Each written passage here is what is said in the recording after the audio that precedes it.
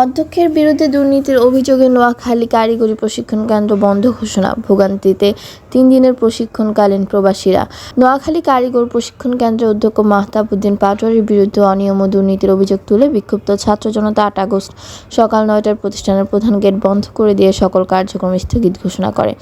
এই ঘটনায় 3 দিনের প্রশিক্ষণ নিতে আসা প্রবাসীরা ব্যাপক ভোগান্তির শিকার হন।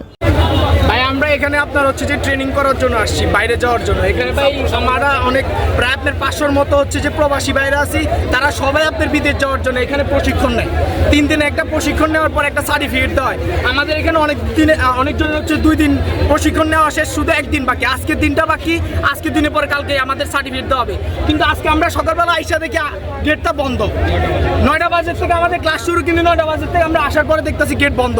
এখানে আসার পর জানতে পারলাম তাদের এখানে যারা ছাত্র আছে তারা হচ্ছে যে তাদের প্রিন্সিপালের আপনার পদত্যাগের জন্য তারা এই আপনার প্রতিষ্ঠানটা পুরা আপনার নির্দিষ্ট সময়ের জন্য বন্ধ করে দিচ্ছে। বন্ধ যে আমাদেরকেও বলে না, বুঝছেন, আমাদেরকেও জানাই না কিছু। এখন আমাদেরকে এটা যদি আগে জানাইতো তাহলে হচ্ছে যে আমরা আসতাম না আজকে এত। আমাদের এখানে প্রবাসীরা বাইরা আপনার অনেক দূর দূরান্ত থেকে প্রশিক্ষণ নিতে আসে এই জায়গায়। গেট বন্ধের ফলে চৌমোহনা চৌরাস্তা থেকে মাইজদি মহাসড়কে দীর্ঘ যানজটের সৃষ্টি হয়, যা জনসাধারণের চলাচলের ব্যাপক প্রতিবন্ধকতা তৈরি করে।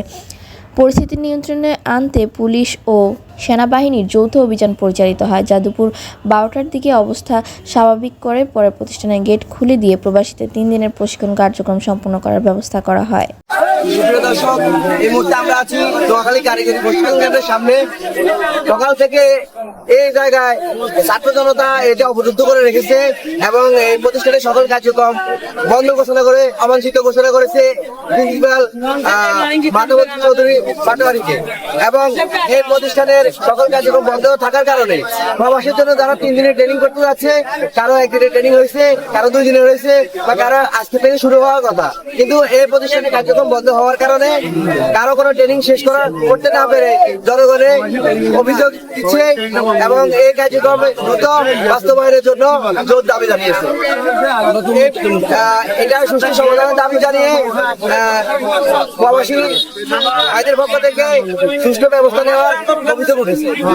মাহমুদ ইমতিয়াজ, সরজমিন বার্তা।